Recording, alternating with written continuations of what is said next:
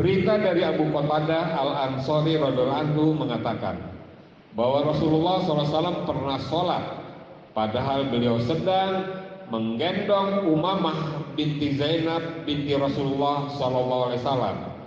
Dan berita dari Abu As bin Rabi'ah bin Abdul Syams mengatakan, maka apabila beliau sujud diletakkannya Umamah itu, dan apabila beliau berdiri digendongnya kembali. Bismillahirrahmanirrahim.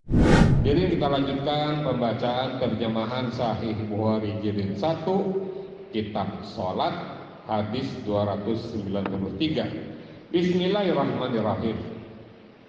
Berita dari Busra bin Sa'id radhiyallahu anhu menceritakan bahwa pada suatu hari Zaid bin Khalid menyuruhnya pergi kepada Abu Juhaim menanyakan apa yang telah didengarnya dari Rasulullah SAW perihal orang yang lewat di hadapan orang yang sedang sholat. Kata Abu Juhaim, Rasulullah SAW bersabda, kalau sekiranya orang yang lewat di hadapan orang yang sedang sholat mengetahui akan dosanya, niscaya dia akan merasa lebih baik berdiri 40 hari menunggu daripada melewati orang yang sedang sholat. Keterangan terjemah, dalam hadis itu disebutkan 40 saja, tetapi dalam hadis yang lain disebutkan sampai 40 tahun. Inilah pentingnya Pak, bahwa jangan coba-coba melintasi orang yang sedang sholat. Dan yang sedang sholat pun jangan coba-coba di tengah sendirian. Carilah tiang, carilah punggung sahabat atau jamaah yang sedang duduk. Carilah sufah atau apa namanya, ya, pembatas, atau bawalah pembatas sendiri, tas dijadikan pembatas antara kita dengan orang yang di hadapan kita, seperti itu. Itu maksud dari hadis, pentingnya jangan melintasi. Yang penting bahwa orang tidak boleh melewati, dan yang sedang sholat harus menahan orang yang mau melewatinya. Hadis 294 dari Aisyah radhiyallahu anha katanya, pada suatu kali Nabi SAW sholat padahal aku sedang tidur lelap di tikarnya. Ketika beliau hendak sholat witir, dibangunkannya aku, lalu aku sholat witir pula. Ya, membangunkan istri untuk sholat witir itu adalah sunnah. Membangunkan keluarga, ya, di yang lain bahwa Rasulullah membangunkan Fatimah dan Ali dan cucu-cucunya untuk sholat tahajud. Hadis 295. Berita dari Aisyah radhiyallahu anha mengatakan, diperkatakan orang di dekatku perkara yang membatalkan sholat. Kata mereka, yang membatalkan sholat ialah anjing, keledai, dan wanita. Maka jawabku, Anda samakan kami dengan keledai dan anjing. Demi Allah, sesungguhnya aku melihat Nabi SAW sholat padahal aku sedang berbaring di atas tempat tidur antara beliau dengan kiblat. Tiba-tiba aku mempunyai satu keperluan, aku malas duduk karena aku takut Nabi SAW akan terganggu sholatnya. Karena itu aku turun perlahan-lahan ke dekat kaki beliau, ya. Jadi kalau istri sedang tertidur, sudah tidur, kita tidak tempat yang lain, boleh menghadap punggung istri untuk bersolat sebagai pembatasnya, seperti itu. Kalaupun istri harus bangun ketika suami sedang sholat menghadap dirinya, yang membatasi antara suami dengan kiblat, turunlah pelan-pelan, itu dibolehkan menurut hadis ini. Hadis 296. Berita dari Abu Qatadah Al-Ansari radhiyallahu anhu mengatakan bahwa Rasulullah SAW pernah sholat padahal beliau sedang menggendong Umamah binti Zainab binti Rasulullah SAW. Dan berita dari Abu As bin Rabi'ah bin Abdul Syams mengatakan, maka apabila beliau sujud diletakkannya Umamah itu, dan apabila beliau berdiri digendongnya kembali. Jadi kalau kita ada cucu kita harus kita asuh, kita bawa, dan kita sedang mengasuhnya, kita sholat. Ketika kita mau sujud, turunkan. Ketika selesai sujud, akan berdiri kembali untuk tidak gendong kembali. Itu dilakukan oleh Rasulullah, dibolehkan. Kita masuk kitab waktu sholat. Kitab waktu sholat hadis 297. Syakik radhiyallahu anhu bercerita, katanya, aku mendengar Huzaifah berkata, pada suatu hari ketika kami duduk dekat Umar radhiyallahu anhu, dia berkata, siapakah di antara anda semua yang masih ingat sabda Rasulullah SAW tentang fitnah? Jawabku, aku masih ingat tepat sebagaimana yang beliau sabdakan. Kata Umar, anda tak sangsi, betulkah itu?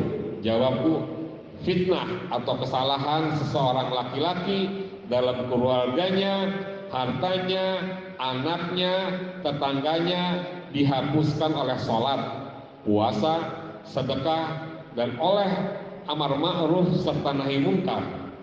Kata Umar, bukan itu yang aku maksudkan, tetapi fitnah yang menggelombang seperti gelombang laut. Jawab Huzaifah, ya Amirul Mukminin, Anda tidak usah gelisah mengenai hal itu, karena antara Anda dan fitnah itu ada pintu yang terkunci rapat. Ini ada keterangan terjemah yang panjang. Fitnah yang dimaksud di sini ialah kekalutan dan kekacauan yang bakal terjadi dalam pemerintahan kaum muslimin sesudah wafatnya Rasulullah SAW, sebagaimana pernah dinyatakan beliau dalam hadisnya. Hal itu terjadi sesudah pemerintahan Umar bin Khattab, yaitu dalam masa pemerintahan Utsman bin Affan kejadiannya. Karena ulah si munafik Abdullah bin Sabah, seorang Yahudi yang selalu menghasut Bani Umayyah dan Bani Hashim supaya berebut tampuk pemerintahan, maka keduanya saling gontok-gontokan, antara lain berakibat terbunuhnya Utsman bin Affan, khalifah ketiga. Sejak itu perang antara sesama umat Islam sering terjadi dan umat Islam berpecah belah. Selama pemerintahan Abu Bakar dan Umar, bencana itu dapat dibendung dan dikendalikan Umar dengan segala kebijaksanaan dan kewibawaannya, dapat mengunci rapat pintu pemerintahannya dengan terbunuhnya Umar bin Khattab, dan setelah itu fitnah datang menggelora bagaikan banjir, tak dapat dibendung lagi. Ya.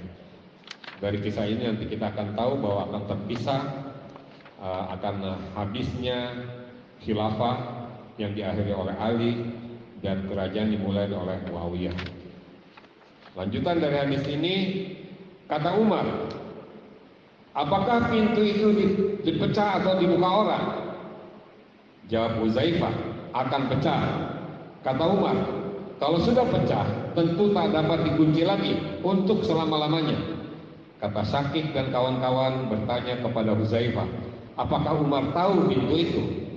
Jawab Huzaifah, ya, dia tahu sebagaimana dia tahu bahwa malam ini terjadi sebelum besok pagi, dan aku telah menceritakan kepadanya hadis yang tidak mengandung kesalahan. Kata Syakik, kamu takut akan bertanya lagi kepada Huzaifah? Saya ulangi, kami takut akan bertanya lagi kepada Huzaifah perihal pintu itu. Maka kami suruh Masruq bertanya.